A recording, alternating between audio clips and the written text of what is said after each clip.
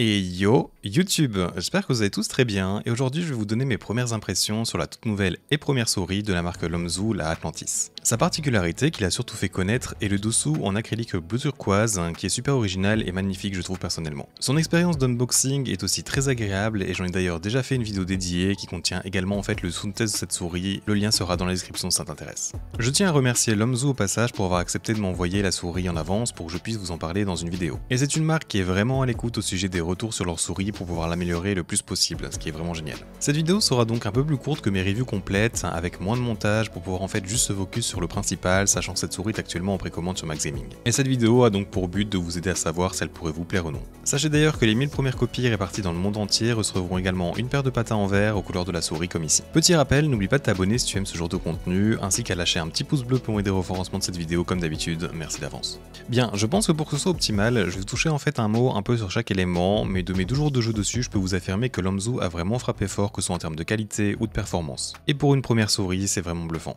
Pour sa forme, elle est donc assez proche d'une Game Gear XM One R au niveau de sa rampe et de son ressenti sur les côtés, que ce soit un peu avant la fin de la souris. Elle est par contre ici pour moi un peu plus confortable que la XM One R, avec ses bords en fait plus ronds, avec plus de place aussi sur le côté droit. Et cela donc pour y placer mes 2 doigts. Elle est aussi pas mal creusée sur le dessous et s'élargit en fait en remontant, ce qui est vraiment quelque chose que j'apprécie dans une souris, cela m'aide en fait vraiment énormément dans mon maintien. C'est une souris en fait qui est donc plus large au-dessus qu'en dessous. Pour cette largeur donc c'est quand même bien plus qu'une G Pro Superlight par exemple, mais ce n'est pas non plus une souris immense je trouve. Si vous avez moins de 9 cm de largeur de main, pouce compris, je pense qu'en fait elle ne vous est pas trop destinée par contre. La souris sera en fait surtout destinée aux gens jouant en clos ou dans un hybride clos-palme. Avec cette taille donc la souris ne pèse seulement que 55 grammes et elle lui donne donc une impression de légèreté exceptionnelle. En plus donc de son poids très bien équilibré et très bien réparti. C'est donc clairement un atout pour cette souris et cet élément me rend vraiment très réactif en jeu je trouve. Le capteur est le tout nouveau 3395 et pour l'instant j'ai juste un petit problème en fait lors de mon utilisation sur internet ou pendant mes montages vidéo.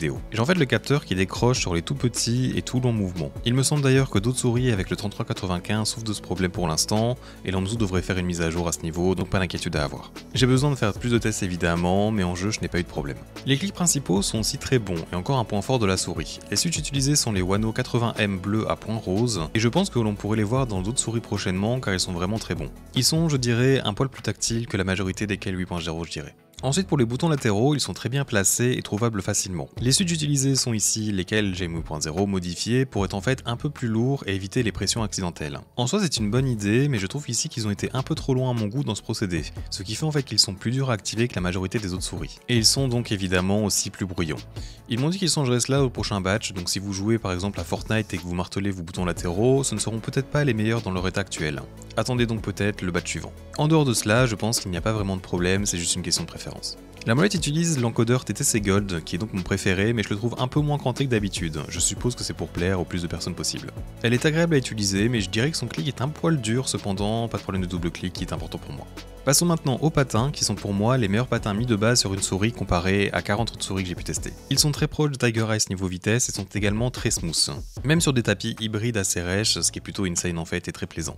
Vous avez d'ailleurs donc un deuxième set de patins supplémentaires dans la boîte. Le revêtement de la souris est plutôt ok, assez doux, du genre comme un galet très lisse je dirais. Plutôt proche en fait de celui de ma G Pro Superlight par exemple. Et malgré que ce ne soit pas le meilleur des revêtements, en fait sa forme et ses courbes font que je n'ai aucun problème pour la maintenir lors de mon utilisation, pas besoin d'ajouter des grippes du tout. Et finalement, au niveau de sa qualité de fabrication, je dirais que ce n'est pas la souris la plus robuste qui existe. Ça se vérifie notamment si vous commencez à exercer pas mal de pression un peu partout. Mais pour une souris de ce poids et avec un dessous en acrylique bleu comme ici, c'est je pense quelque chose à quoi l'on peut s'attendre. Lors de mon utilisation normale en jeu, il n'y a aucun problème, elle semble bien robuste et pas du tout fragile. J'ai bien sûr besoin de passer beaucoup plus de temps dessus pour voir si cela change ou non par contre. Pour le moment, je lui donnerai quand même la palme de la meilleure sortie de 2022.